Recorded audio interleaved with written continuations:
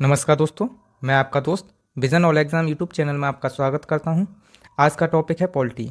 ये पूरी क्लास एक तरह से टारगेट की गई है दिल्ली पुलिस के लिए। दिल्ली पुलिस जो एग्ज़ाम होना है उसके लिए ये लगभग 32 टॉपिक हैं। इनको हम एक ही क्लास में देखें, एक तरह से रिवीजन सेशन मान सकते हैं। मुझे पता है आप एग्ज़ाम देने जा रहे हैं, कुछ ही दिन एग्ज़ाम के लिए बचे हैं, तो आपने सारा सिलेबस पढ़ लिया होगा। ये एक रिवीजन के पॉइंट ऑफ व्यू से अगर आपने पढ़ लिया है तो आप क्विक रिवीजन थोड़े से समय में कर सकते हैं और आपको काफ़ी चीज़ें नई भी मिलेंगी, काफ़ी क्वेश्चन भी नए मिलेंगे। इसमें लगभग मैंने 200 क्वेश्चन कवर किए हैं। उन्हीं को रिलेटेड जितनी भी डिटेल में टॉपिक हैं वो मैंने किए हैं। और दोस्तों इसमें टॉपिक है मैं जैसे संविधान सभा है, संविधान निर्माण की प्रक्रिया है, समितियां हैं, स्रोत हैं, प्रमुख अनुच्छेद हैं, अनुसूचियां हैं, उद्देश्य हैं, प्रतीक हैं, संग्रह क्षेत्र, मूल अधिकार, डीपीएसपी, फंडामेंटल ड्यूटी और राष्ट्रपति, उपराष्ट्रपति, प्रधानमंत्री, मंत्रिपरिषद, एजीआई। लोकसभा है, राज्यसभा है, सुप्रीम कोर्ट है, राज्यपाल है, मुख्यमंत्री है, राज्य की मंत्रिपरिषद है, एडवोकेट है, एडवोकेट जनरल, जो विधानसभा है, विधान परिषद है, हाई कोर्ट है, आपातकाल है, वित्त आयोग है, निर्वाचन आयोग है, संशोधन है, इम्पोर्टेंट संशोधन है, प्रमुख स्थानीय निकाय है, लोकल गवर्नमेंट। यानी मैंने सारे टॉपिक को इसमें कवर करने की कोशिश की है। और दोस्तों सबसे पहले चैनल को सब्सक्राइब कर लें जिससे कि, और बेल आइकन को दबा लें जिससे कि समय समय पर जो भी नोटिफिकेशन आएगा वो आपको मिलता रहे। अगर आप सब्सक्राइब नहीं करेंगे तो आपका ही घाटा है। जब भी मैं अपनी नई क्लास डालूंगा, इसके अलावा ये पहली क्लास है, इसके अलावा आपको लगभग 3 या 4 और क्लास देखने को मिलेंगी जो मैराथन रहेगी। जैसे इकोनॉमी की एक क्लास रहेगी, ज्योग्राफी की एक रहेगी, पॉलिटी की हो ही रही है, और साइंस की एक, इन्वायरमेंट की एक। यानी एक एक क्लास में मैराथन में सारा सिलेबस कवर करेंगे। अगर आप चैनल को सब्सक्राइब नहीं करेंगे तो आपको नोटिफिकेशन नहीं मिल पाएगा, फिर आप ढूंढते रहना। तो सबसे पहले चैनल को सब्सक्राइब कर लें जिससे कि समय समय पर नोटिफिकेशन मिलता रहे। चलिए चलते हैं क्वेश्चन की ओर, टॉपिक की ओर। जैसा कि पहला क्वेश्चन है, संविधान सभा के चुने हुए स्थायी अध्यक्ष कौन थे? कौन से स्थायी अध्यक्ष? स्थायी अध्यक्ष को बताने से पहले मैं सबसे पहले आपको बताऊंगा 3 डेट। एक तो 9 दिसंबर, एक 11 दिसंबर, एक 13 दिसंबर। 9 दिसंबर को संविधान की पहली, जो संविधान सभा है उसकी पहली बैठक हुई थी। उसी दिन डॉक्टर सच्चिदानंद सिन्हा को अस्थायी अध्यक्ष बनाया गया। फिर अगली बैठक हुई 11 दिसंबर को। इस दिन डॉक्टर राजेंद्र प्रसाद को कौन सा स्थायी अध्यक्ष बनाया गया। उसके बाद हुआ 13 दिसंबर, अगली बैठक। 13 दिसंबर को क्या हुआ, पंडित जवाहरलाल नेहरू ने उद्देश्य प्रस्ताव को प्रस्तुत किया। किसको? उद्देश्य प्रस्ताव को प्रस्तुत किया। तो आपको ये 3 डेट याद रहनी चाहिए, एग्जाम में पूछता रहता है। तो इसका आंसर हो जाएगा डॉक्टर राजेंद्र प्रसाद। इधर देखते हैं, जो संविधान सभा है उसका गठन कब हुआ था? जब कैबिनेट मिशन आया था उसके द्वारा। और ये अप्रत्यक्ष यानी इनडायरेक्ट तरीके से निर्वाचन हुआ था। निर्वाचन में बात करें, कुल सदस्य संख्या थी 389। इसमें बात करें जो ब्रिटिश भारत है उससे 296 इतनी संख्या थी, और दूसरी रियासत से 93। और ये महिलाओं वाला अक्सर एग्जाम में पूछता है। यानी कितनी सदस्य थे? 15 महिला सदस्य थी। प्रथम बैठक 9 दिसंबर 1946 को। इसी दिन डॉक्टर सच्चिदानंद सिन्हा को अस्थायी अध्यक्ष बनाया गया। कब? 9 दिसंबर 1946 को। उसके बाद बैठक हुई थी 11 दिसंबर को। इसी दिन डॉक्टर राजेंद्र प्रसाद को स्थायी अध्यक्ष बनाया गया। उपाध्यक्ष एस सी मुखर्जी। संवैधानिक सलाहकार की बात करें तो वो कौन थे? B N Rao. एक और नाम आता है एम एन राव। जो एम एन राव संवैधानिक सलाहकार थे वो कब थे? यानी स्वतंत्रता से पूर्व। कब? जब हमारा देश आज़ाद हुआ था उससे पूर्व कौन थे? M N Rao. ये अक्सर एग्जाम में पूछता है। उद्देश्य प्रस्ताव की बात करें तो 13 दिसंबर 1946 को जवाहरलाल नेहरू के द्वारा इसको प्रस्तुत किया गया और इसको पारित किया गया था 22 जनवरी 1946 को। अंतिम बैठक की बात करें तो 24 जनवरी 1950 को अंतिम बैठक हुई थी। और जो हमारा संविधान है वो बनकर तैयार हो गया था 26 नवंबर 1946 को हमारा संविधान बनकर तैयार हो गया था। दोस्तों अगर आपको इसकी पीडीएफ चाहिए तो vision all exam Telegram channel पर आप जा सकते हैं। जैसा कि ये क्वेश्चन है, स्वतंत्रता से पूर्व, कब की बात हो रही है? स्वतंत्रता से पूर्व प्रारंभ में किसने कहा था संविधान निर्मात्री सभा का विचार किसने रखा था? वो रखा था एम एन राव ने। और ये कब था? जब अभी बनना है, 1946 की बात कब है? B N Rao. एक निर्वाचन संविधान सभा द्वारा भारत के संविधान का निर्माण करने का प्रस्ताव किसने दिया था? कैबिनेट मिशन ने। ये सारा कुछ मैं ऊपर करा चुका हूँ। इन व्यक्तियों से कैबिनेट मिशन जो 1946 में आया था उसका सदस्य कौन नहीं था? तो उसका सदस्य कौन नहीं था? William would. उसके अध्यक्ष कौन थे? पैथिक लॉरेंस इसके अध्यक्ष थे। कैबिनेट मिशन योजना के अंतर्गत संविधान निर्मात्री परिषद में प्रत्येक प्रांत को आवंटित सदस्य संख्या निर्धारित करने के लिए एक प्रतिनिधि कितनी जनसंख्या के अनुपात में था। ये बोल रहा है कि एक जो सदस्य निर्वाचित होना था वो कितनी संख्या यानी जनसंख्या के अंदर था, तो वो थे यानी 10 लाख जनसंख्या पर एक सदस्य खड़ा होगा। इधर बात करें संविधान सभा की प्रथम बैठक की अध्यक्षता, ये कब प्रथम बैठक की अध्यक्षता की थी? डॉक्टर सदानंद सिन्हा ने। ये 9 दिसंबर को हुई थी पहली बैठक, और ये अस्थायी अध्यक्ष बनाए गए 11 दिसंबर को। स्थायी अध्यक्ष डॉक्टर राजेंद्र प्रसाद और डॉक्टर भीमराव अम्बेडकर। प्रारूप समिति के अध्यक्ष थे मौलाना अबुल कलाम आज़ाद। ये जो राष्ट्रीय कांग्रेस के अधिवेशन होते थे उनमें सब यानी एक तरह से युवा, सबसे युवा नियोक्ता यही थे, अध्यक्ष जो नियुक्त हुए थे युवा वो यही थे। अगला क्वेश्चन देखते हैं। अगले क्वेश्चन की बात करें, संविधान सभा में सदस्यों का चुनाव कैसे होता है? इनडायरेक्ट तरीके से, अप्रत्यक्ष यानी प्रांतीय सभाओं द्वारा, अप्रत्यक्ष तरीके से। संविधान सभा की प्रथम बैठक कब हुई थी? 9 दिसंबर 1946 को। उसके बाद अगली बैठक 11 दिसंबर को, और 26 नवंबर 1949 को हमारा संविधान बनकर तैयार हो गया था। इधर बात करें, संविधान सभा में उद्देश्य प्रस्ताव निम्न में से किस एक के द्वारा प्रस्तुत किया गया? कौन सा उद्देश्य प्रस्ताव किसके द्वारा?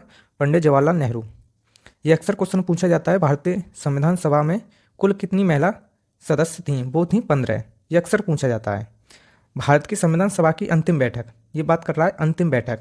अंतिम बैठक कब हुई थी?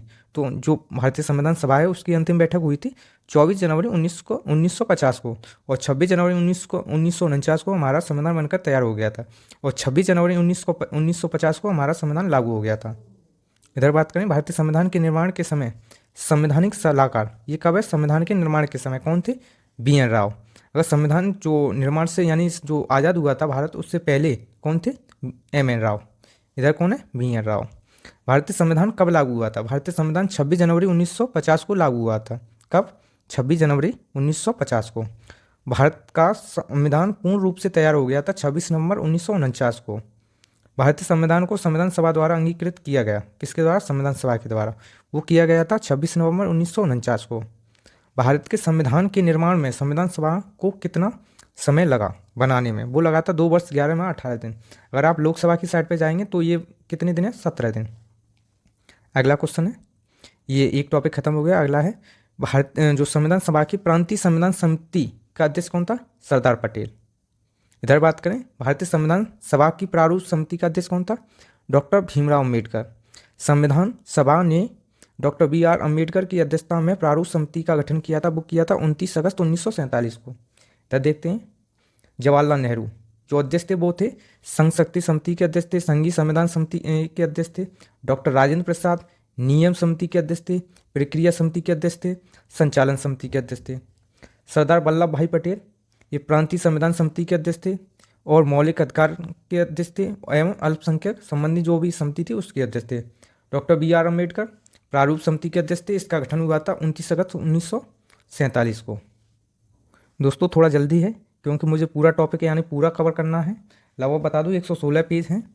भारतीय संविधान 26 जनवरी 1949 को संविधान सभा द्वारा पारित किया गया और 26 जनवरी 1949 को लागू हो गया, यानी 26 नवंबर 1949 को हमारा संविधान बनकर तैयार हो गया था और 26 जनवरी 1950 को लागू हो गया। इसको बनाने में 2 वर्ष 11 माह 18 दिन का समय लगा था। मूल संविधान में 22 भाग 8 अनुसूचियाँ 395 अनुच्छेद से। ये बात हो रही है मूल संविधान की। कब की? मूल संविधान की। वर्तमान की बात करें, जो वर्तमान में 25 भाग हैं, 12 अनुसूचियाँ हैं और 365 अनुच्छेद हैं। भारतीय संविधान में कुल अनुसूचियाँ कितनी हैं? 12। भारतीय संविधान को कितने भागों में जो विभाजित किया गया है वो किया गया है 25 भागों में। कितने में? 25 में।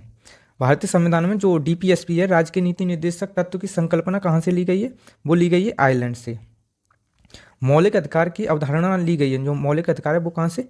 USA से, यानी अमेरिका से। अब मैंने एक ही पेज में, अगर आप इसकी PDF लेना चाहते हैं तो vision all exam Telegram channel पर जा सकते हैं और इसको आप 1-2 बार रिवीजन करेंगे तो आपका हो जाएगा काम। और जहाँ तक है जितने भी शिफ्ट में पेपर होंगे यहाँ से ही सारे क्वेश्चन आएंगे। जैसे ब्रिटेन से संसदीय शासन प्रणाली ली गई है, एकल नागरिकता और विधि का शासन, ये सबसे ज़्यादा आता है एग्जाम में USA के। जैसे USA से मूल अधिकार बहुत आता है, न्यायपालिका की स्वतंत्रता ये भी बहुत आता है। सबसे ज़्यादा ये न्यायिक पुनर्वालोकन ये सबसे ज़्यादा पूछता है। और उच्च न्यायालय एवं उच्चतम न्यायालय के न्यायाधीशों को हटाए जाने की प्रक्रिया ये भी पूछता है। राष्ट्रपति पर महाभियोग की प्रक्रिया ये भी। उपराष्ट्रपति का पद, विधियों के समान संरक्षण, सबसे ज़्यादा यही। अब कनाडा की बात करें, कनाडा से संघात्मक शासन प्रणाली, केंद्र एवं राज्य की जो केंद्र है वो राज्यपाल की जो नियुक्ति करता है वो कनाडा से लिया गया है। अपशिष्ट शक्तियाँ वो भी कनाडा से। आयरलैंड की बात करें वहाँ से DPSP। और राष्ट्रपति की निर्वाचन प्रक्रिया और राष्ट्रपति द्वारा जो राज्यसभा में 12 सदस्यों को मनोनीत किया जाता है वो। आपातकाल की बात करें वो जर्मनी से लिया गया है। मूल कर्तव्य सोवियत संघ से। संविधान संशोधन प्रक्रिया दक्षिण अफ्रीका से। विधि द्वारा स्थापित प्रक्रिया जापान से। भारतीय संघवाद किस देश से लिया गया है? कनाडा से। इधर बात करें न्यायिक पुनर्वालोकन की, वो कहाँ से? USA से। उद्देश्य का विचार USA से। और समवर्ती सूची ऑस्ट्रेलिया से। इधर देखते हैं, इस क्वेश्चन को देखने से पहले थोड़ा इधर देखते हैं। उद्देश्य का भारत होगा, कैसा भारत होगा?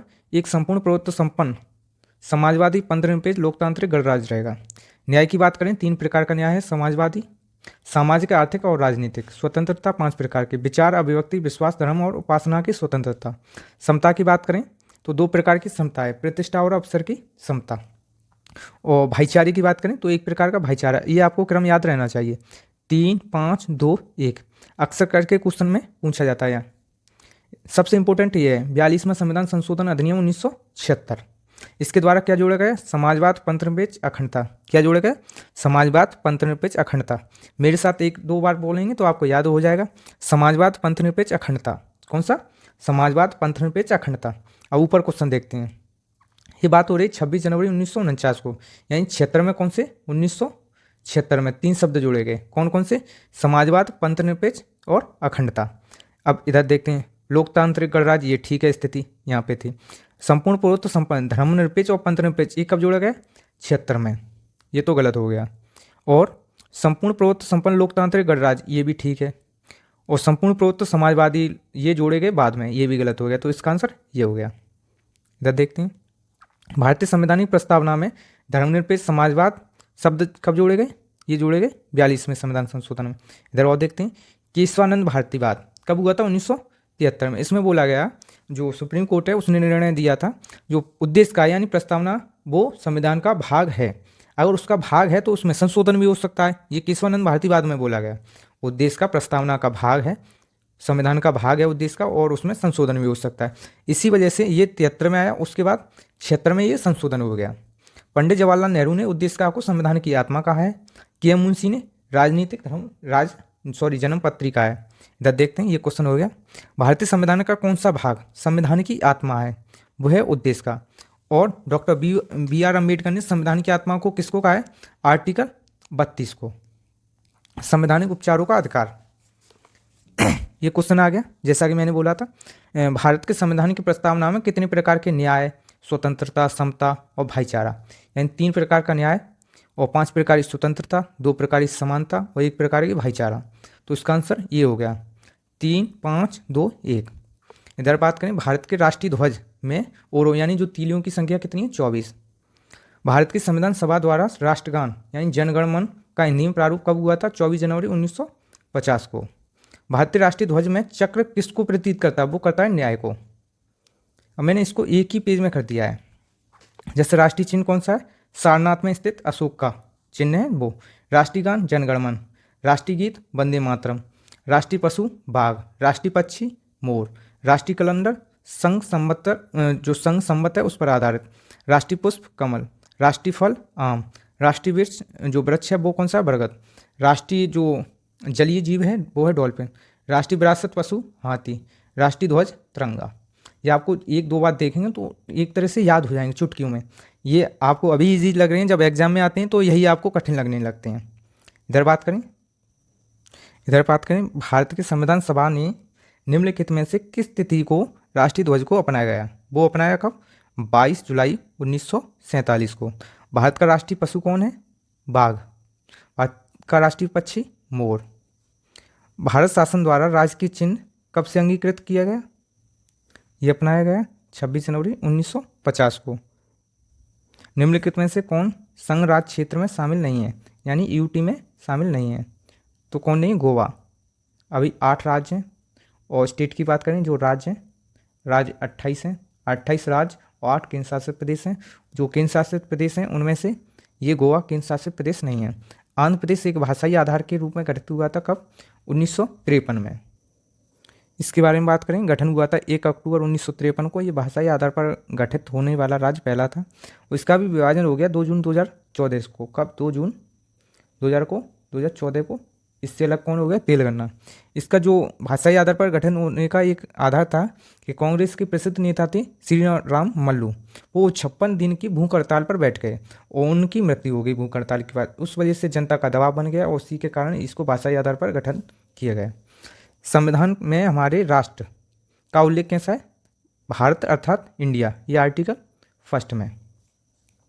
इधर बात करें, भाषा के आधार पर गठित पहला राज्य कौन था? आंध्र प्रदेश 1953 में। राज्य पुनर्गठन अधिनियम 1953 में हुआ था, राज्य पुनर्गठन आयोग का गठन। और इसके अध्यक्ष थे फजल अली। 2 अन्य सदस्य थे KM पाणिक्कर और हृदयनाथ कुरुंजू, ये 2 और सदस्य थे। उत्तर प्रदेश का जो गठन है वो हुआ था 24 जनवरी 1950 को। कर्नाटक, केरल, मध्य प्रदेश और राजस्थान की स्थापना हुई थी 1 नवंबर 1956 को। भारतीय संविधान के अंतर्गत किस राज्य को मिलने का अधिकार है? ये बोल रहा है जो भारत है, भारत के अंदर किसी भी राज्य या किसी भी देश को शामिल करने का अधिकार किसको? वो है संसद को। भारत में राज्य पुनर्गठन आयोग की संतुष्टि के आधार पर राज्यों का पुनर्गठन किस वर्ष किया गया? वो अब किया गया था 1956 में। किस संविधान संशोधन द्वारा दिल्ली को राष्ट्रीय राजधानी का दर्जा मिला? वो कब? 69वां संविधान संशोधन। नए राज्य के गठन की शक्ति किसकी है? संसद की। देखते हैं, 42वें संविधान संशोधन अधिनियम 1978 के द्वारा संपत्ति के अधिकार को मौलिक अधिकार की सूची से हटा दिया गया। ये ठीक बात है। संपत्ति के अधिकार को भाग 12 में अनुच्छेद 301 के तहत एक विधिक अधिकार बना दिया गया। इसका आंसर है सी, यानी दोनों ठीक है। इधर बात करें समानता का अधिकार, यानी 14 से 18 के बीच में कौन सा है? समानता का अधिकार। 19 से 22 के बीच में स्वतंत्रता का अधिकार। शोषण के विरुद्ध अधिकार 23 से 24 के बीच में। धर्म की स्वतंत्रता का अधिकार 25 से 28 के बीच में। संस्कृति और शिक्षा संबंधी अधिकार 19 से 30 के बीच में। संवैधानिक उपचारों का अधिकार अनुच्छेद 32 से लेकर 35 के बीच में। इधर क्वेश्चन की बात करें, भारतीय संविधान में किस अनुच्छेद के अंतर्गत नागरिकों को मौलिक अधिकार प्रदान किए गए हैं? 12 से 35 के बीच में। भारतीय संविधान का कौन सा अनुच्छेद संवैधानिक प्रावधानों को संघीय संसद, राज्य विधानपालिकाओं में द्वारा बनाए गए नियम एवं कानूनों पर प्राथमिकता देता है? ये कौन सा है? आर्टिकल 13। इसकी बात करूँ, ये कहता है जो राज्य या संसद ऐसा कोई कानून नहीं बनाएंगे जिससे कि जो 12 से 35 तक मूल अधिकार हैं उनका हनन हो, यानी न्यून, ऐसा कोई प्राथमिकता पर नियम नहीं बनाएगी। तो आर्टिकल कौन सा है? 13। भारतीय संविधान में समता का अधिकार 5 अनुच्छेद कौन से हैं? 14 से 18 के बीच में। बात करें 14 में कौन है? विधि की समझ समता। 15 में है मूल धर्म, मूल वंश, जाति, लिंग, जन्म स्थान के आधार पर भेदभाव का प्रतिषेध। 16 में लोक नियोजन के विषय में अवसर की समानता। 17 में अस्पृश्यता यानी छुआछूत का अंत। 18 में उपाधियों का अंत, यानी आप किसी भी उपाधि को धारण नहीं कर सकते। डॉक्टर, इंजीनियर, ये कोई उपाधि नहीं, ये आपने जो मेहनत की है वो कमाई हुई है, उसके द्वारा मिली है उपाधि। भारतीय संविधान में स्वतंत्रता का अधिकार कहाँ से कहाँ तक है? 19 से 22 के बीच में। भारत के संविधान के किस अनुच्छेद के अंतर्गत निजता का अधिकार? आर्टिकल 21। ये आपको ऐसा याद रखना चाहिए, राइट टू प्राइवेसी। भारत के संविधान का निम्नलिखित में से कौन सा अनुच्छेद प्रेस की स्वतंत्रता? ये कौन सा है? आर्टिकल 19। भारतीय संविधान में संशोधन करके शिक्षा का अधिकार कब जोड़ा गया? ये जोड़ा गया था 1 अप्रैल 2010 को। अगला क्वेश्चन, निम्नलिखित में से किस एक अधिकार को डॉक्टर भीमराव अम्बेडकर द्वारा संविधान की आत्मा कहा गया है? वो कहा गया है संवैधानिक उपचारों का अधिकार, यानी आर्टिकल 32 को। अगले क्वेश्चन की बात करते हैं, भारत के संविधान के किस अनुच्छेद के अंतर्गत भारत का उच्चतम न्यायालय नागरिकों के मूल अधिकारों के प्रवर्तक के विभिन्न रिट जारी कर सकता है? आर्टिकल 32। ये सुप्रीम कोर्ट में जारी किया जा सकता है, और ये है 226, ये हाई कोर्ट के लिए। ठीक है, इसका आंसर ये है, ये नहीं है, आपको पता चले ये है। मूल अधिकार का संरक्षण कौन है? वो है न्यायपालिका। इधर बात करें, 44वें संविधान संशोधन अधिनियम द्वारा 1978 में संपत्ति के अधिकार को मूल अधिकार की श्रेणी से हटा दिया गया और 300A यानी काम में इसको डाल दिया गया। 300 का के तहत विधिक अधिकार है, यानी लीगल राइट है। मूल अधिकार के संरक्षण हेतु अनुच्छेद 32 के तहत उच्चतम न्यायालय और 226 के तहत सुप्रीम कोर्ट 5 प्रकार के रिट जारी कर सकता है। ये रिट हैं बंदी प्रत्यक्षीकरण, परमादेश, प्रतिषेध, अधिकार परीक्षा और उत्प्रेषण। राष्ट्रपति द्वारा आपातकाल की उद्घोषणा के दौरान अनुच्छेद 19 में वर्णित मूल अधिकार को स्वतः निलंबित कर सकता है, वो आर्टिकल 358 के तहत। आर्टिकल 359 की बात करें, 359 की, तो इसके द्वारा आर्टिकल 20 और 21 को छोड़कर सभी को निलंबित किया जा सकता है। इधर बात करें, भारतीय संविधान का कौन सा अनुच्छेद अल्पसंख्यकों को अपनी मनपसंद शिक्षण संस्थान को स्थापित करने एवं संचालित करने का अधिकार को संरक्षण प्रदान करता है? इसके आंसर की बात करें तो इसका आंसर है आर्टिकल 30। किसी अपराध के अभियुक्ति को स्वयं के विरुद्ध गवाही बनने के लिए बाध्य नहीं किया जा सकता। भारतीय संविधान के किस अनुच्छेद में ये प्रावधान है? यह है अनुच्छेद 20(3) में। भारतीय संविधान के अनुच्छेद 25 का संबंध किससे? धर्म की स्वतंत्रता से। आगे चलते हैं। भारतीय संविधान के किस अनुच्छेद में भारतीय नागरिकों के मूल कर्तव्य हैं? वो कौन सा है? 51 का है। कौन सा है? 51 का। भारतीय संविधान में मूल कर्तव्य को जिसकी सिफारिश पर सम्मिलित किया गया है वो है सरदार स्वर्ण सिंह की सिफारिश पर। इधर बात करें, ये भाग 4 का में है, आर्टिकल 51 का में है। सरदार स्वर्ण सिंह समिति की सिफारिश पर इनको शामिल किया गया था और 42वें संविधान संशोधन अधिनियम 1976 के द्वारा इसमें 10 मूल कर्तव्यों को जोड़ा गया। उसके बाद 11वें मूल कर्तव्य 86वें संविधान संशोधन 2002 हुआ था, उसमें जोड़ा गया था। वो जोड़ा गया था 6 से 14 वर्ष के जो बच्चे हैं उनके लिए शिक्षा का अवसर प्रदान करने के माता पिता या संरक्षण का कर्तव्य या जो भी है कर्तव्य का प्रावधान। प्रारंभ में मूल कर्तव्यों की संख्या प्रारंभ है, यानी मूल अधिकार जो मूल संविधान की बात करें तो उसमें क्या थे? 0। उसके बाद 76 में कितने हो गए? 76 में हो गए 10। उसके बाद 2002 की बात करें तब कितने हो गए? 11। किस संशोधन के द्वारा भारतीय संविधान में नागरिकों के मूल कर्तव्यों को सम्मिलित किया गया? वो किया गया 42वें संविधान के द्वारा, 42वें संविधान संशोधन अधिनियम 1976 के द्वारा। इधर बात करें, भारत के संविधान के किस भाग में मौलिक कर्तव्य हैं? वो कौन से में है? 4 का में। इधर बात करते हैं अब डीपीएसपी के बारे में। ये क्वेश्चन जहाँ पे भी आए वहाँ पे आपको कुछ होना चाहिए। क्या होना चाहिए? कुछ इसलिए ये आपकी जो नॉलेज है वो चेक करना चाहता है, ये नहीं चेक करना चाहता कि आप पे क्वेश्चन आ रहा है कि नहीं आ रहा है। जैसे पहला है ग्राम पंचायत का गठन, ये सबको पता है कि इसका किससे? 1 का 5। अब 1 का 5 चेक करो, यानी ये कैंसिल हो गया, ये भी कैंसिल होगा, ये भी कैंसिल हो गया। खाली ये आपसे ये पूछना चाहता था कि ग्राम पंचायतों का गठन किस अनुच्छेद में? वो किस में है? इसमें। अब ये आपका क्वेश्चन पूरा हो गया। जैसे बी का 3, ये इससे बी का 3। दोस्तों इसकी बात करें, इसके ऑप्शन ही गलत हैं, इसके ये ऑप्शन गलत हैं, इस वजह से ये वाला गलत है, ये तो ठीक है। समान आचार संहिता 44 में है, कृषि एवं पशुपालन 48 में है, न्याय एवं कार्यपालिका का पृथक्करण ये किस में है? ये है 50 में, अंतर्राष्ट्रीय शांति का विकास ये 51 में है। ये आपको याद रहने चाहिए। ये 5 जो हैं आर्टिकल ये बहुत इंपॉर्टेंट है। आगे देखते हैं, ये ऑप्शन गलत हैं। राज्य के नीति निर्देशक तत्व, प्रमुख तथ्य, इसका संबंध जो है वो संविधान के भाग 4 से है, अनुच्छेद 36 से 51 के बीच में है। डीपीएसपी, ये डीपीएसपी की बात हो रही है। यहाँ से 4 या 5 जो ऊपर बता दिए वही इंपॉर्टेंट हैं। यह है गैरवाद योग्य, यानी जो इसमें दिया गया है आर्टिकल में जो नियम, उनको लेकर आप किसी भी न्यायालय में नहीं जा सकते हैं कि ये लागू नहीं हो रहे हैं। इसका उद्देश्य लोक कल्याणकारी राज्य की स्थापना करना है, सामाजिक आर्थिक और लोकतंत्र की स्थापना करना है।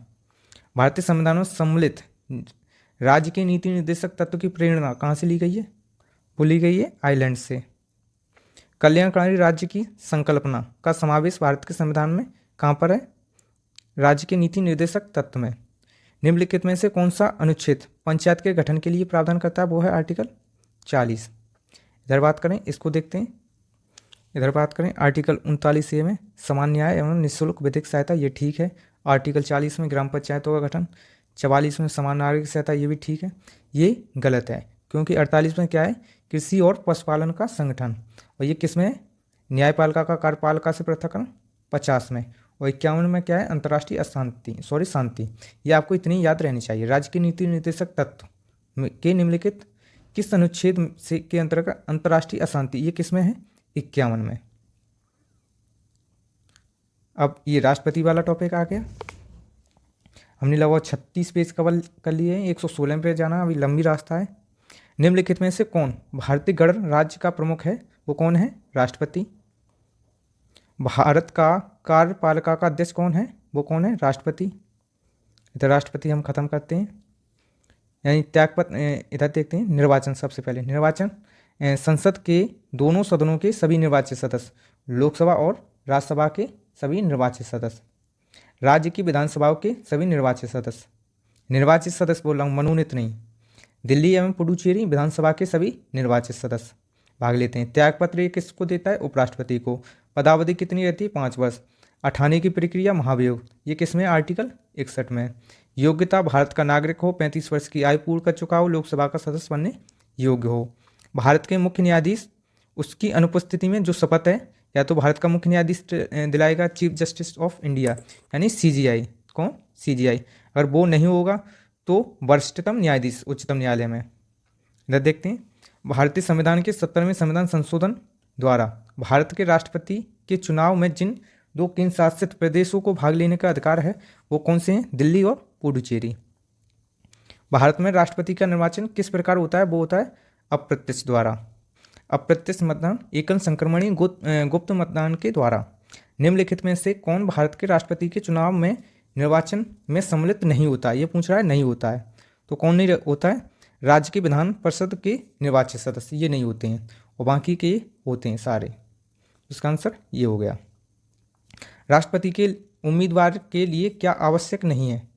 पढ़ा लिखा आवश्यक नहीं है। भारत का नागरिक हो, 35 वर्ष की आयु पूर्ण कर चुका हो, और लोकसभा का सदस्य बनने योग्य हो, सदस्य ना हो।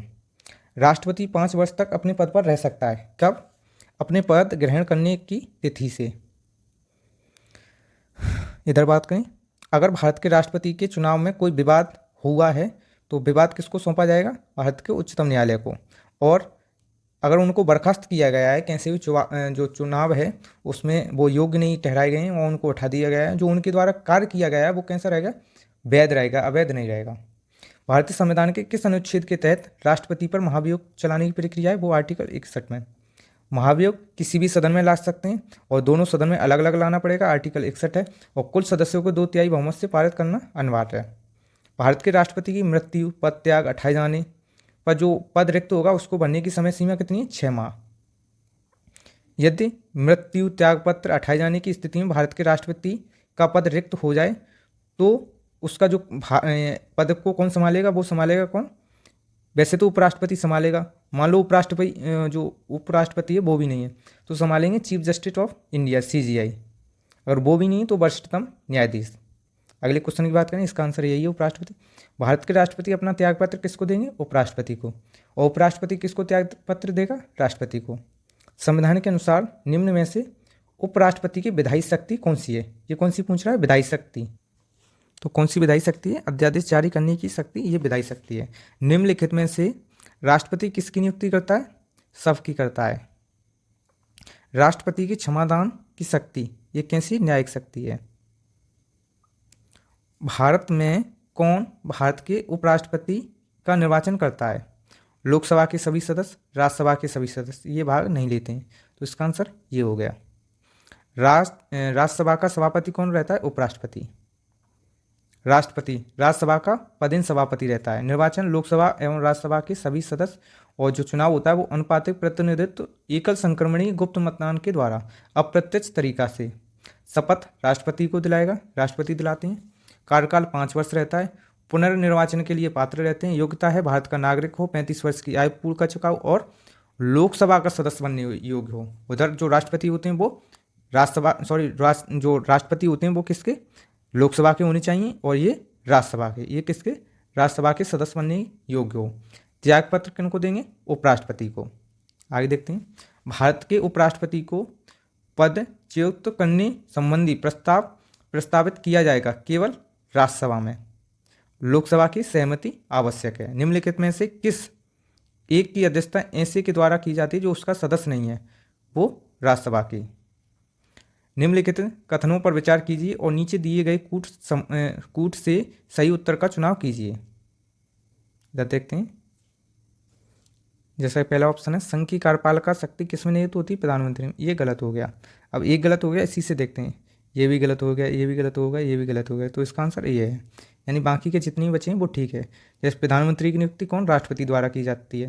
प्रधानमंत्री मंत्रिपरिषद का हेड होता है प्रधान। यह आवश्यक नहीं कि नियुक्ति के समय प्रधानमंत्री संसद के किसी भी सदन का सदस्य हो। इधर देखते हैं केंद्रीय मंत्रिपरिषद, उसमें प्रधानमंत्री होता है, कैबिनेट मंत्री होते हैं, राज्य मंत्री होते हैं, उप मंत्री होते हैं। नियुक्ति राष्ट्रपति द्वारा प्रधानमंत्री की सलाह पर।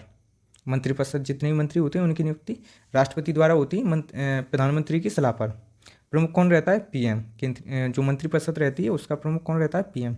हटाया जा सकता है लोकसभा में पारित अविश्वास प्रस्ताव द्वारा। आकार कितना रहता है जो लोकसभा के सदस्य होते हैं उनका, 15%। ये कब जोड़ा गया, 91वें संविधान संशोधन अधिनियम के द्वारा। ये किसके प्रति उत्तरदायी रहती है, वो होती है लोकसभा के प्रति सामूहिक रूप से, और व्यक्तिगत रूप से किसके प्रति उत्तरदायी रहती है, राष्ट्रपति के प्रति। भारत का प्रधानमंत्री प्रमुख होता है यानी मुख्य होता है, वो होता है केंद्र सरकार का। तो वो किसका होता है, केंद्र सरकार का। आगे देखते हैं, भारत का प्रधानमंत्री उसकी क्या होती है, नियुक्ति होती है। भारत में वह मंत्री जो संसद के सदनों में से किसी भी सदन का भी सदस्य नहीं है उसे मंत्री पद पर रह सकता है 6 माह तक। कितने, 6 माह तक, क्योंकि दो जो सेशन होते हैं उनके बीच में कितने, 6 माह का अंतर रहता है। और मिनिमम कितने सत्र बुलाए जा सकते हैं, 2।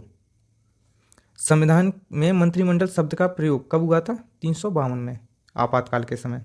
भारत के प्रधानमंत्री के विषय में निम्नलिखित कथनों में से कौन सा सही है, तो इसका आंसर हो जाएगा ये, प्रधानमंत्री मंत्रिपरिषद का वास्तविक नेता रहता है। यानी भारत के प्रधानमंत्री के विषय में कौन सा कथन सही है, तो इसका आंसर कौन सा हो जाएगा, ये कि प्रधानमंत्री मंत्रिपरिषद का वास्तविक नेता होता है। निम्नलिखित संविधान संशोधन में से कौन सा एक बताता है कि मंत्रिमंडल में कुल मंत्रियों की संख्या कितनी होगी, वो बताता है 91वां। यानी जो लोकसभा है, लोकसभा का कितना, 15%, इतनी होगी सदस्य संख्या। मंत्रिपरिषद सामूहिक रूप से किसके प्रति उत्तरदायी रहती है, लोकसभा के प्रति, और व्यक्तिगत रूप से राष्ट्रपति के प्रति। मंत्रिपरिषद के विरुद्ध अविश्वास प्रस्ताव लाने के लिए लोकसभा के सदस्यों की संख्या कितनी होनी चाहिए, कितनी होनी चाहिए, 50, मिनिमम 50 सदस्य होने चाहिए। भारत का प्रधानमंत्री किसके प्रति जवाबदेही रहता है, कौन, भारत का प्रधानमंत्री, ये रहता है लोकसभा के प्रति जवाबदेही।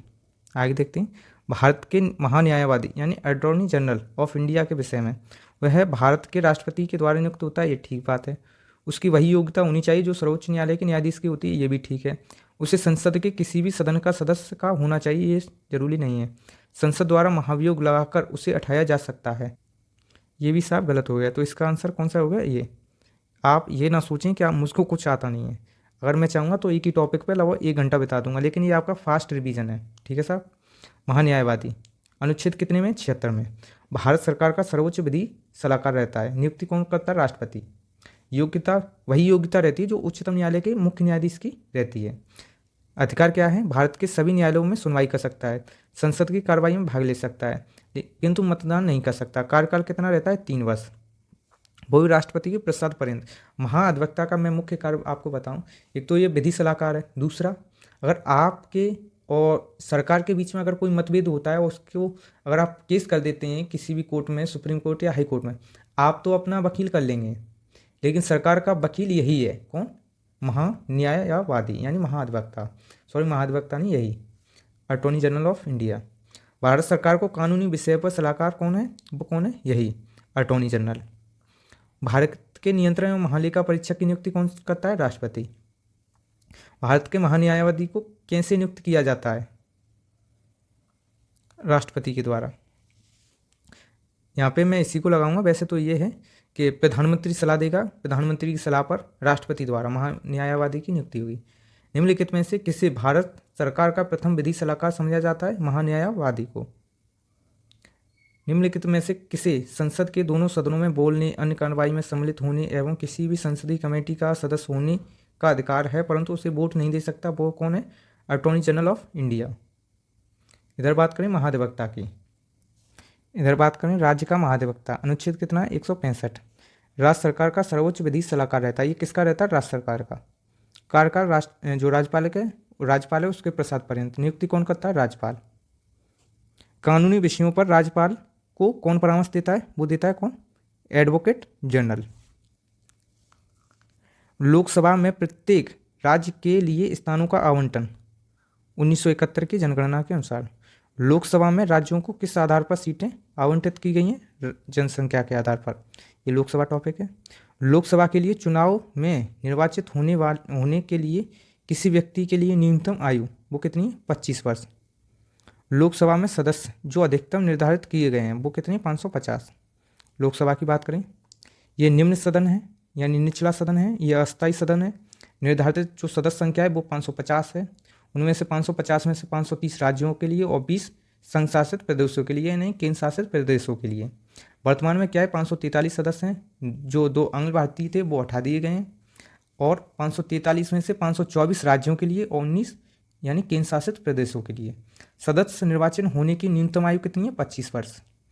सदस्यों का कार्यकाल 5 वर्ष। प्रथम अधिवेशन कब हुआ था? 13 मई 1952 को प्रथम बैठक। प्रथम लोकसभा अध्यक्ष कौन है? जीवी मावलकर। प्रथम महिला मीरा कुमार। लोकसभा का अध्यक्ष अपना त्यागपत्र किसको सौंपता है? उपाध्यक्ष को। लोकसभा की बैठक समाप्त की जा सकती है तीनों के द्वारा। लोकसभा के कम से कम कितने सत्र बुलाए जा सकते हैं? वर्ष में 2 कम से कम। लोकसभा में केंद्र शासित प्रदेशों के लिए कितनी सीटें आवंटित की गई हैं? 20। लोकसभा को कार्यकाल पूरा होने के पहले भंग किया जा सकता है, वो किसके द्वारा?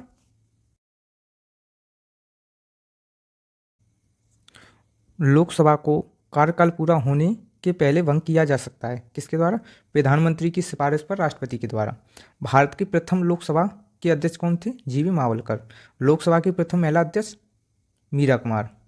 लोकसभा का कोरम कुल सदस्य संख्या कितनी होनी चाहिए? 1/10 यानी टोटल सदस्य हैं उनका 1/10 भाग। भारत में किस राज्यसभा का लोकसभा एवं राज्यसभा में प्रतिनिधित्व यानी सर्वाधिक है, वो किसका है? उत्तर प्रदेश का। निम्नलिखित में से कौन अपने पद की शपथ नहीं लेता है? वो कौन नहीं लेता है? स्पीकर नहीं लेता है। लोकसभा के अध्यक्ष को हटाया जा सकता है। लोकसभा के अध्यक्ष को कैसे हटाया जा सकता है? उसको हटाया जा सकता है लोकसभा के सदस्य जो सभी सदस्य हैं उनके बहुमत से पारित संकल्प द्वारा। तो इसका आंसर ये हो गया। तो प्रोटेम इसकी जो स्पीकर होता है उसका काम क्या रहता है? जो नव निर्वाचित जो लोकसभा आती है उसको एक से उसके सदस्यों को शपथ दिलाना। वो कौन वरिष्ठतम सदस्य हो सकता है? तो इसका आंसर ये हो गया। लोकसभा के स्पीकर का निर्वाचन वो होता है लोकसभा के सभी सदस्यों द्वारा। राज्यसभा के सदस्य चुने जाते हैं, राज्यसभा के सदस्य चुने जाते हैं राज्य की विधानसभाओं के द्वारा। राज्यसभा की निश्चित सदस्य संख्या क्या है? वो है 250। राज्यसभा में राज्यों को प्रतिनिधित्व निम्नलिखित में से किसके आधार पर दिया जाता है? उनकी जनसंख्या के अनुसार या अनुपात पर। इधर बात करें राज्यसभा की, आर्टिकल 80 में गठन हुआ था 3 अप्रैल 1952 को। प्रथम बैठक 13 मई 1952 को। ये एक तरह से उच्च सदन है, स्थायी सदन है, इसको भंग नहीं किया जा सकता। सदस्य संख्या कितनी है? 250, 250, उसमें से 338 निर्वाचित होते हैं, 12 मनोनीत। वर्तमान में 245 हैं, 233 निर्वाचित हैं, 12 मनोनीत हैं। सदस्य निर्वाचित होने की न्यूनतम आयु कितनी है? 30 वर्ष। सदस्यों का कार्यकाल 6 वर्ष। पदेन सभापति उपराष्ट्रपति रहता है राज्यसभा का, और 1/3 सदस्य प्रत्येक 2 वर्ष की समाप्ति पर सेवानिवृत्त रहते हैं। प्रथम सभापति थे डॉक्टर सर्वपल्ली राधाकृष्णन, यही प्रथम उपराष्ट्रपति थे। राज्यसभा किसके द्वारा भंग की जा सकती है? राज्यसभा। तो ये सब किसी के द्वारा नहीं। राज्यसभा के संदर्भ में निम्नलिखित में से कौन सा कथन सही है? राज्यसभा के संदर्भ में निम्नलिखित में से कौन सा कथन सही है? तो इसका आंसर ये हो गया। इसके 1/3 सदस्य प्रत्येक 2 वर्ष में अवकाश प्राप्त कर लेते हैं। राज्यसभा के सदस्यों का कार्यकाल कितना रहता है? 6 वर्ष। राष्ट्रपति द्वारा राज्यसभा में कितने सदस्यों को मनोनीत किया जाता है? 12 सदस्यों को। किस सभा का अध्यक्ष उसका सदस्य नहीं होता है राज्यसभा का, क्योंकि वो कौन रहता है? उपराष्ट्रपति। राज्यसभा के चुनाव के लिए आप अपेक्षित न्यूनतम आयु कितनी होनी चाहिए? 30 वर्ष। राज्यसभा का अध्यक्ष कौन होता है? उपराष्ट्रपति पदेन अध्यक्ष रहता है। संयुक्त बैठक जॉइंट सेशन आर्टिकल 108 में कारण किसी विधेयक के संबंध में दोनों सदनों के बीच मतभेद। आहूत कौन करता है? राष्ट्रपति। अध्यक्षता कौन करता है? लोकसभा का सदस्य अध्यक्ष। विधेयक पारित साधारण बहुमत से हो सकते हैं, जितनी भी जो भी होंगे विधेयक वो साधारण बहुमत से नहीं बुलाई जा सकती। संविधान संशोधन के विषय में नहीं बुलाई जा सकती। अब तक बुलाई गई है 3 बार। संविधान के निम्नलिखित अनुच्छेद के अंतर्गत संसद के दोनों सदनों की संयुक्त बैठक 108 में। भारतीय संसद के दोनों सदनों की संयुक्त बैठक किस संबंध में बुलाई जा सकती है? साधारण बहुमत। भारतीय संसद के दोनों सदनों की संयुक्त बैठक की अध्यक्षता कौन सा करता है? लोकसभा का अध्यक्ष। धन विधेयक। धन विधेयक आर्टिकल 110 में है। धन विधेयक है कि नहीं धन विधेयक, इसका निर्णय कौन करेगा? लोकसभा का अध्यक्ष। राज्यसभा रोक सकती है अधिकतम 14 दिन के लिए। पेश कहाँ पर होता है? लोकसभा में। धन विधेयक भारत के संविधान के किस अनुच्छेद में परिभाषित है? 110 में। 112 में वार्षिक वित्तीय विवरण यानी बजट। कोई विधेयक धन विधेयक है या नहीं, इसका निर्णय कौन करेगा? लोकसभा का अध्यक्ष। अगर कोई धन विधेयक लोकसभा द्वारा स्वीकृत हो जाए तो राज्यसभा इसे अधिकतम कितने समय तक रोक सकती है? तो 14 दिन तक। भारत के संविधान के अंतर्गत एक धन विधेयक को प्रस्तुत किया जा सकता है केवल लोकसभा में। वित्तीय समितियां, यहाँ से बहुत सारे क्वेश्चन पूछे जाते हैं। प्रकलन समिति, इसमें कुल सदस्य कितने हैं? 30, और इसमें ये केवल लोकसभा से रहेंगे। लोक लेखा समिति, इसमें कुल सदस्य कितने हैं? 22, उसमें से लोकसभा से 15 रहेंगे, राज्यसभा से 7 रहेंगे। लोक उपक्रम समिति, इसमें कुल सदस्य 22 हैं, लोकसभा से 15, राज्यसभा से 7। लोक लेखा समिति के लिए लोकसभा से कितने सदस्य निर्वाचित होते हैं? कौन सी? लोक लेखा समिति से लोकसभा से कितने? 15। इसका आंसर इसी में मिल जाएगा। इधर देखते हैं, किस राज्य के गवर्नर के संबंध में, यानी अब राज्यपाल के, उसे राष्ट्रपति द्वारा नियुक्त होता है? सही है। राष्ट्रपति की इच्छा अनुसार यह पद धारण करता है? ये भी ठीक है। उनमें राज्य की कार्यपालिका शक्ति निहित होती है? ये भी ठीक है। वह सामान्यतः 5 वर्ष के लिए रहते हैं? चारों सही हैं। राज्य सरकार का कार्यकारी अध्यक्ष संवैधानिक अध्यक्ष कौन रहता है? राज्यपाल। इसकी नियुक्ति कौन करता है? राष्ट्रपति। पदावधि राष्ट्रपति के प्रसाद पर्यंत रहता है, लेकिन सामान्यतः 5 वर्ष। शपथ ग्रहण कौन कराता है? यानी उच्च न्यायालय का चीफ जस्टिस। अर्हता भारत का नागरिक हो, 35 वर्ष की आयु पूर्ण कर चुका हो। निम्नलिखित में से कौन राज्यपाल की नियुक्ति करता है? भारत का राष्ट्रपति। अच्छा रिवीजन हो रहा होगा, थोड़ा स्पीड से चल रहे हैं इस वजह से। राज्यपाल किसके प्रति उत्तरदायी रहता है? कौन? राज्यपाल। वो किसके? राष्ट्रपति के। भारत में किस राज्य की राज्यपाल बनने वाली पहली महिला, यानी भारत में किसी राज्य की राज्यपाल बनने वाली पहली महिला कौन है? सरोजनी नायडू। इधर बात करें राज्य की मंत्रिपरिषद, उसका जो प्रमुख होता है वो रहता है प्रधानमंत्री। नियुक्ति एवं शपथकर्ता राज्यपाल। कार्यकाल राज्यपाल के प्रसाद पर्यंत। कोई भी मंत्री बिना किसी सदन का सदस्य बने अधिकतम 6 माह तक क्या मंत्री रह सकता है? आकार जो राज्य की विधानसभा है उसका 15%, किंतु कम से कम कितना? 12। त्यागपत्र किसको देंगे? राज्यपाल को, मंत्री। इधर बात करें, भारत में राज्य विधान पालिकाओं का उच्च सदन कौन सा है? विधान परिषद। निम्नलिखित में से कौन विधायी सदन को समाप्त किया जा सकता है? विधान परिषद को। राज्य विधान परिषद के सदस्यों का कार्यकाल कितना रहता है? 6 वर्ष। निम्नलिखित में से किस राज्य में विधायिका का दूसरा सदन नहीं है? किस में नहीं है? इसमें नहीं है। और अभी कितने में? 6 में है। 4 ये हो गए, 2 हैं आंध्र प्रदेश और तेलंगाना। इधर बात करें विधान परिषद की। अधिकतम राज्य विधानसभा सीटों की कुल सदस्य संख्या का 1/3, न्यूनतम 40। विधान परिषद युक्त, ये तो उत्तर प्रदेश में है, बिहार में है, महाराष्ट्र में है, कर्नाटक में है, आंध्र प्रदेश में है, तेलंगाना में, यानी 6 राज्यों में ये है दूसरा सदन। ये एक स्थायी सदन होता है। इसको भंग नहीं किया जा सकता, लेकिन समाप्त किया जा सकता है। सदस्य बनने की अर्हता भारत का नागरिक हो, 30 वर्ष की आयु पूर्ण कर चुका हो। सदस्यों का कार्यकाल 6 वर्ष रहता है। भारतीय संविधान के अनुच्छेद 170 के अनुसार किसी राज्य की विधानसभा के सदस्यों की न्यूनतम एवं अधिकतम संख्या, इसका आंसर हो जाएगा डी। यानी न्यूनतम कितनी? 60, अधिकतम 500। विधानसभा के सदस्यों के लिए न्यूनतम आयु क्या है? न्यूनतम आयु विधानसभा के सदस्य यह है 25 वर्ष। किस राज्य विधानसभा की सर्वाधिक सदस्य संख्या है? वो है किसकी? उत्तर प्रदेश की। विधानसभा की बात करें, सदस्यों की अर्हता भारत का नागरिक हो, 25 वर्ष आयु पूर्ण कर चुका हो। सीटों की संख्या अधिकतम कितनी है? 50, न्यूनतम 60। अपवाद हैं, सिक्किम में है 32, गोवा और मिजोरम में है 40। जो सदस्यता है वो समाप्त हो सकती है। सदन की बैठक से बिना अनुमति के लगातार 60 दिन तक अगर आप हाजिर नहीं होगी, यानी अनुपस्थित रहेंगे, तो आपकी सदस्यता समाप्त हो जाएगी। सर्वाधिक सीटें उत्तर प्रदेश में है, न्यूनतम सीटें सिक्किम में। यदि किसी राज्य की विधानसभा का अध्यक्ष स्पीकर पद त्यागना चाहे तो उसे अपना त्यागपत्र किसे देना पड़ेगा? उपाध्यक्ष को। राज्य विधानसभा के निर्वाचन का संचालन कौन कर सकता है? जो राज्य की विधानसभा होती है उसका कौन करता है? भारत का निर्वाचन आयोग। राज्य की विधानसभा के सत्रावसान का आदेश किसके द्वारा यानी दिया जाता है? वो किसके द्वारा? राज्यपाल के द्वारा। भारत के उच्चतम न्यायालय में न्यायाधीशों की संख्या में वृद्धि करने की शक्ति किसके पास है? संसद के पास। भारत में उच्चतम न्यायालय का उद्घाटन कब हुआ था? वो हुआ था 28 जनवरी 1950 को। सर्वोच्च न्यायालय में सेवानिवृत्ति की आयु, सर्वोच्च न्यायालय में सेवानिवृत्ति की आयु इसकी कितनी है? 65 वर्ष। यानी सर्वोच्च न्यायालय में सेवानिवृत्ति की आयु कितनी है? 65 वर्ष। सर्वोच्च न्यायालय का न्यायाधीश अपना त्यागपत्र किसको देगा? लिखित में वो देगा राष्ट्रपति को। इधर बात करते हैं सर्वोच्च न्यायालय आर्टिकल 124 में गठन कब हुआ था? 26 जनवरी 1950 को। न्यायाधीशों की कुल संख्या कितनी है? 34। 33 न्यायाधीश, एक मुख्य न्यायाधीश। सेवानिवृत्त 35 वर्ष तक।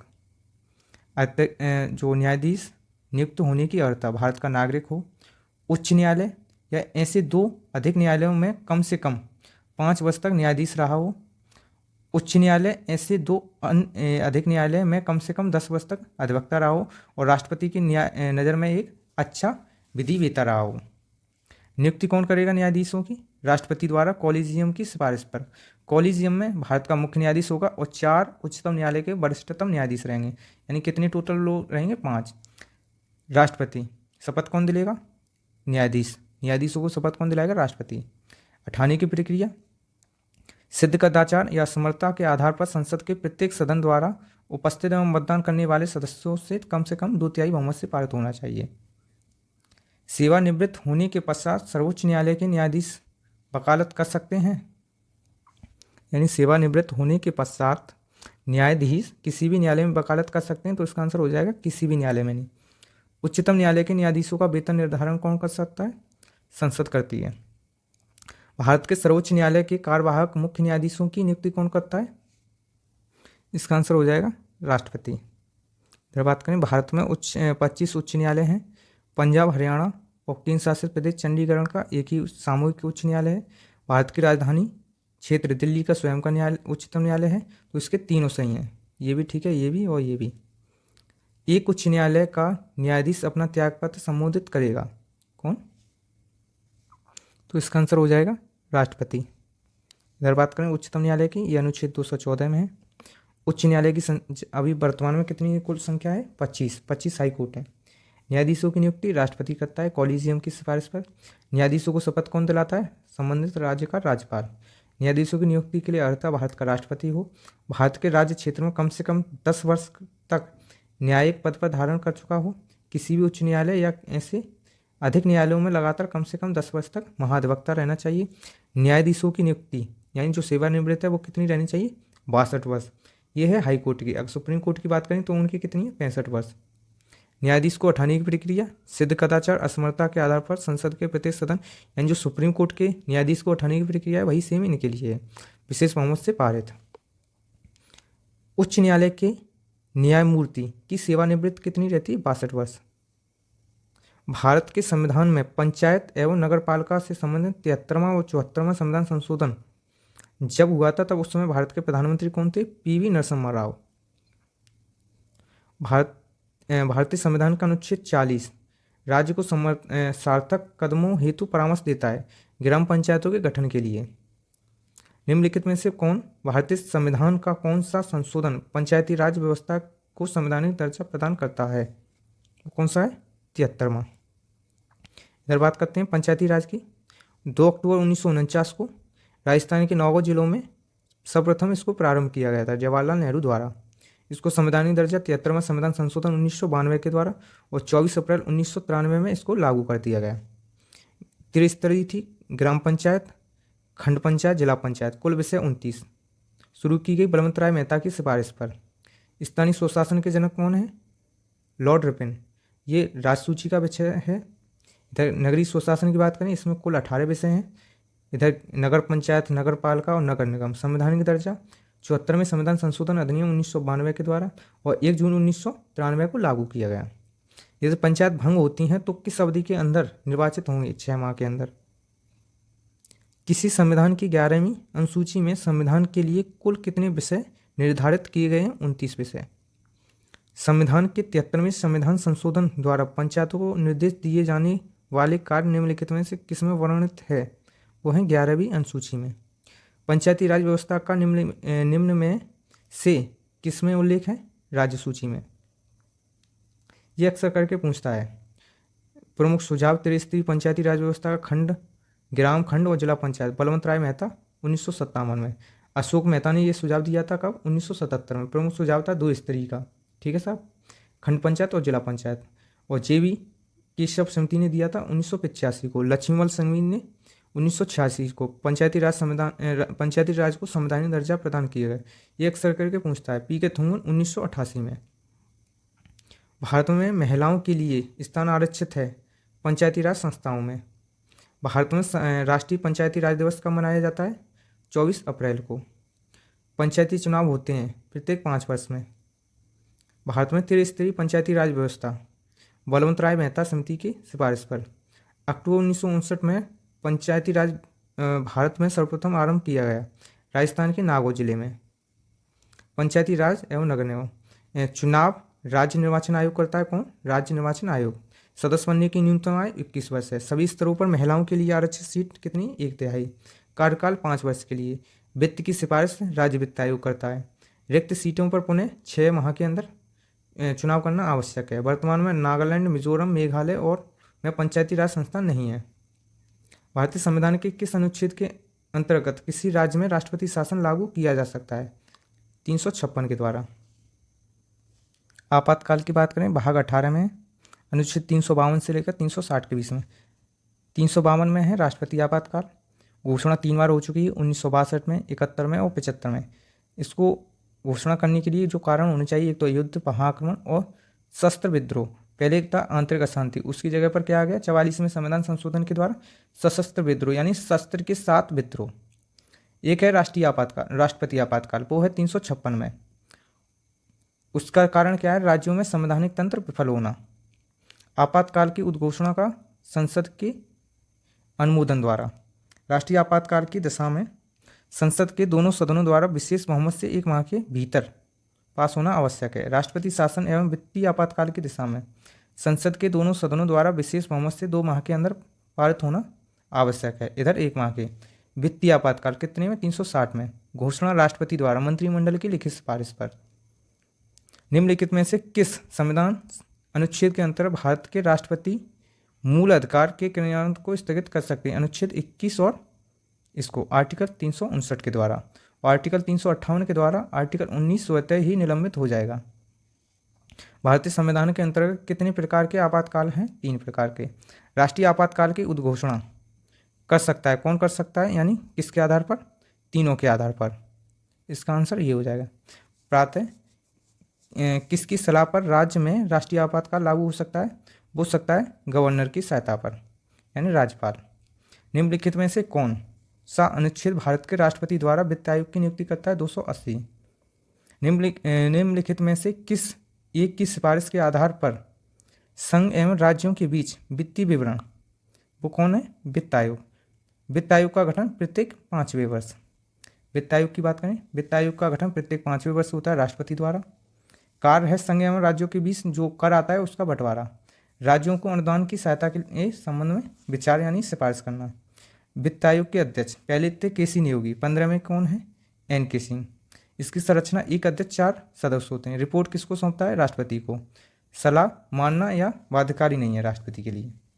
अगर बात करते हैं राज्य निर्वाचन आयोग, अनुच्छेद 324 में विधिक अधिकार, जो मतदान का अधिकार है वो कैसा है? विधिक अधिकार। 61वें संविधान संशोधन अधिनियम 1988 के द्वारा जो मतदान की आयु है 21 वर्ष से घटाकर कितनी कर दी गई? 18 वर्ष।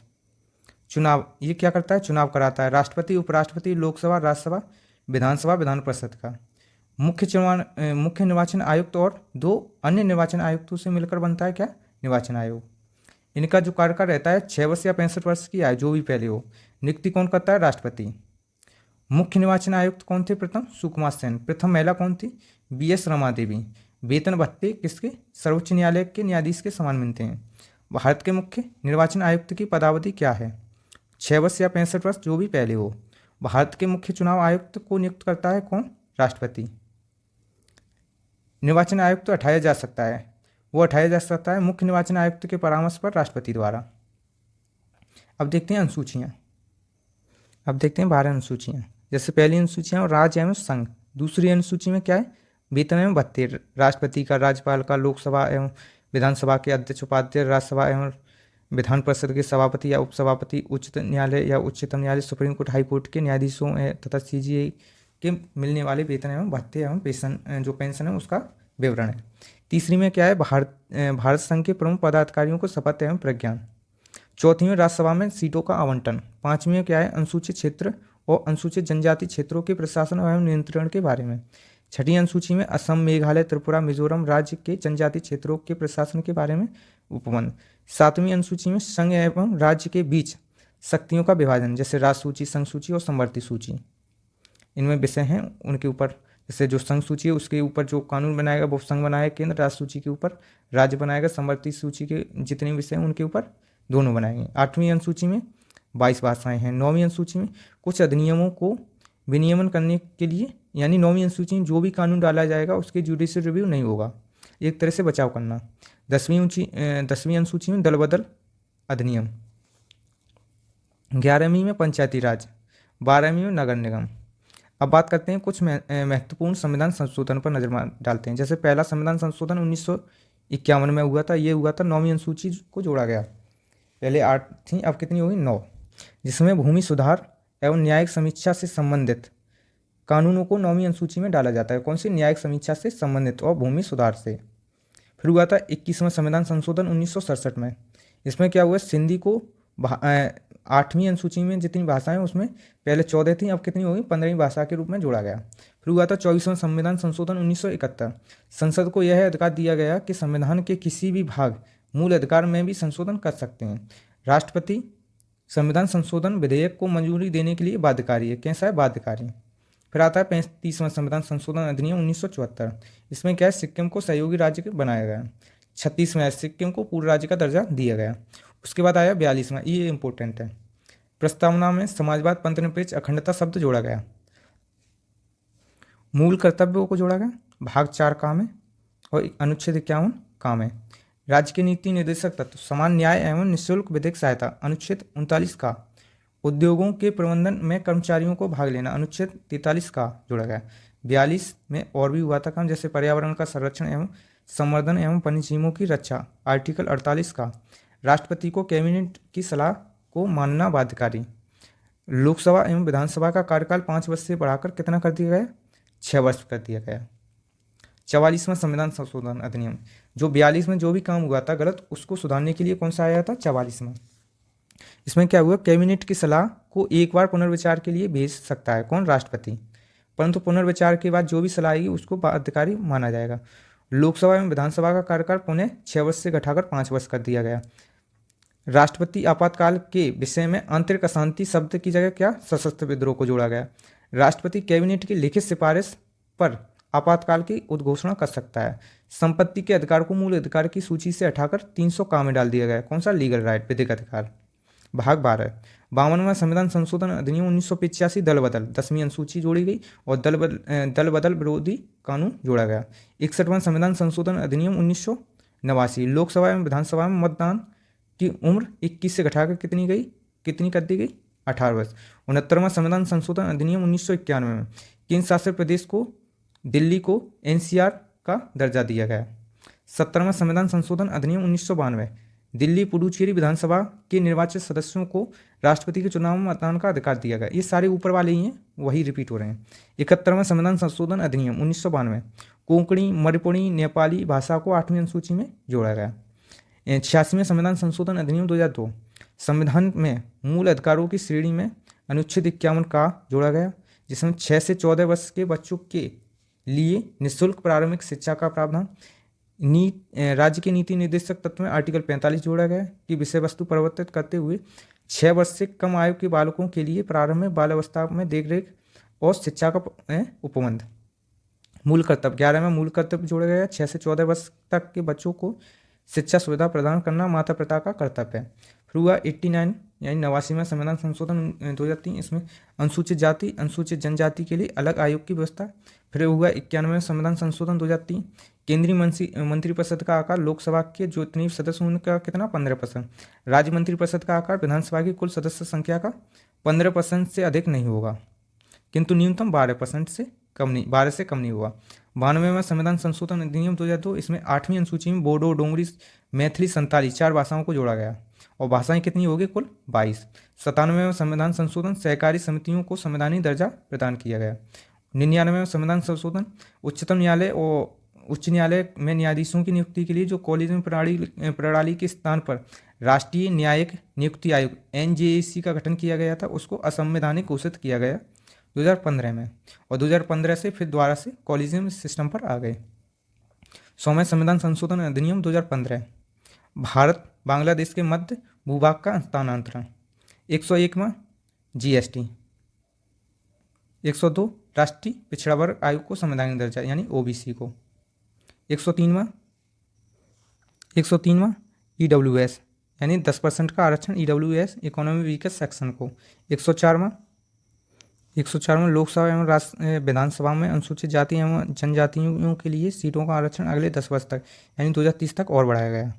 उसमें जो आंग्ल भारतीय उनको समाप्त कर दिया गया, 2 सदस्य थे लोकसभा में, उनको सदस्य कर दिया यानी समाप्त कर दिया गया।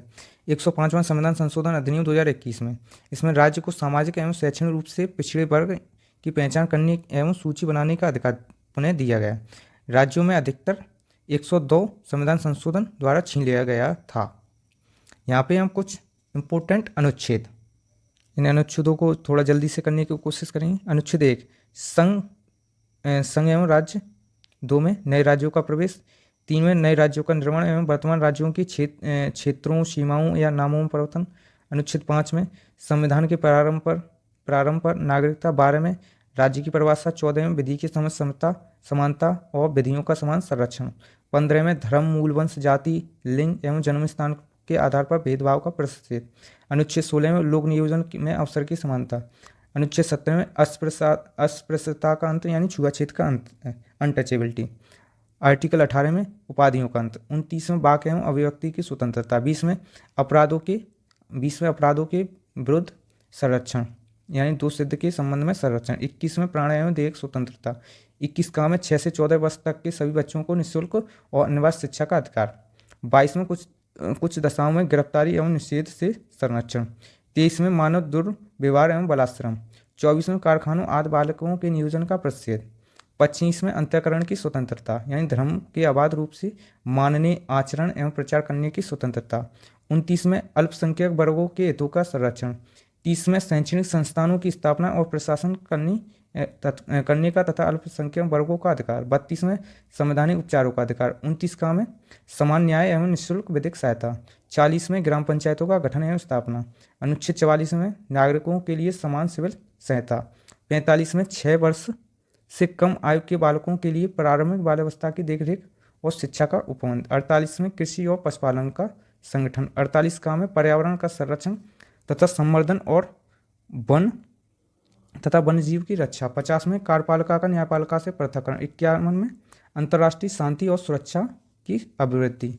51 का में मूल कर्तव्य। 52 में भारत का एक राष्ट्रपति होगा। 53 में संघ की कार्यपालिका शक्ति राष्ट्रपति में निहित होगी। 58 में राष्ट्रपति का पद की योग्यता। 60 में राष्ट्रपति द्वारा शपथ एवं प्रज्ञान। 61 में महाभियोग। 63 में भारत का एक उपराष्ट्रपति होगा। 64 में उपराष्ट्रपति राज्यसभा का पदेन सभापति होगा। 72 में राष्ट्रपति की क्षमादान की शक्ति। 74 में राष्ट्रपति को सहायता एवं सलाह देने के लिए एक मंत्रिपरिषद होगी।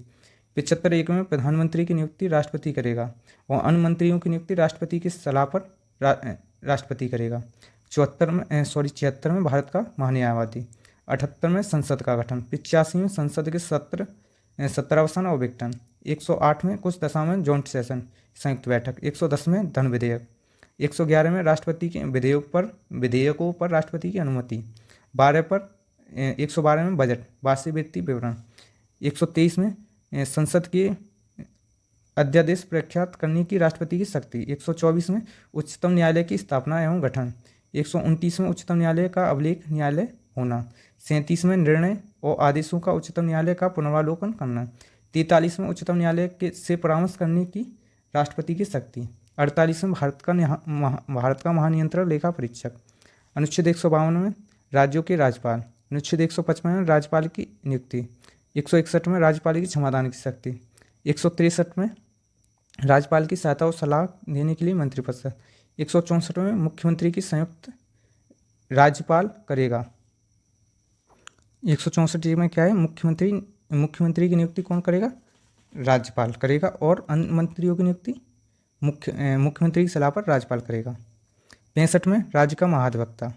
169 में राज्यों में विधान परिषद का उत्थान या सृजन करना। 200 में राज्यपाल द्वारा विधेयकों पर अनुमति। 213 में विधान मंडल में राज्यपाल की अध्यादेश जारी करने की शक्ति। 214 में राज्य के लिए उच्च न्यायालय। 26 में कुछ दिशाएं यानी कुछ दिशाओं में कुछ रिट निकालने की उच्च न्यायालय की शक्ति। 233 में जिला न्यायालय की नियुक्ति। 239 में संघ राज्य क्षेत्रों का प्रशासन। 239 का काम है दिल्ली के संबंध में विशेष। 243 काम है ग्राम सभा। 243 काम है पंचायतों का गठन। 243 घाव में पंचायतों का संरक्षण। 243 घाव में पंचायतों की वित्तीय स्थिति और पुनर्वालोकन के लिए राज्य वित्त आयोग का गठन। 243 टा में पंचायतों के निर्वाचन के लिए राज्य निर्वाचन आयोग। 243 था में नगरपालिका का गठन। 243 या घाव में जिला योजना के लिए समिति। 249 में राज्य सूची के विषय के संबंध में राष्ट्रीय हित में विधि बनाने की संसद की शक्ति। 253 में अंतर्राष्ट्रीय करारों को प्रभावी करने के लिए विधान।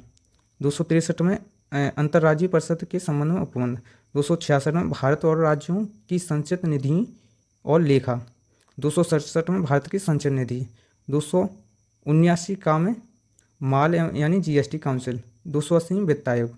300 का में विधि के प्राधिकरण के बिना व्यक्ति को संपत्ति से वंचित न समझा जाए यानी संपत्ति का अधिकार, लीगल राइट। 312 में अखिल भारतीय सेवाएं। 315 में भारत संघ एवं राज्यों के लिए लोक सेवा आयोग। 330 का प्रशासनिक प्राधिकरण। 324 में निर्वाचन आयोग। 330 में लोकसभा में अनुसूचित जाति एवं अनुसूचित जनजाति के लिए सीटों का आरक्षण। 332 में राज्यों के विधानसभा में अनुसूचित जाति एवं अनुसूचित जनजातियों के लिए सीटों का आरक्षण। 338 में राज्य अनुसूचित यानी SC/ST NC/ST राष्ट्रीय अनुसूचित जाति आयोग। 338 का में राष्ट्रीय अनुसूचित जाति जनजाति आयोग।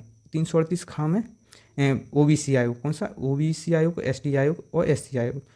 343 में संघ की राजभाषा। 350 में प्राथमिक स्तर पर मातृभाषा में शिक्षा सुविधाएं। 352 में आपातकाल, राष्ट्रीय आपातकाल।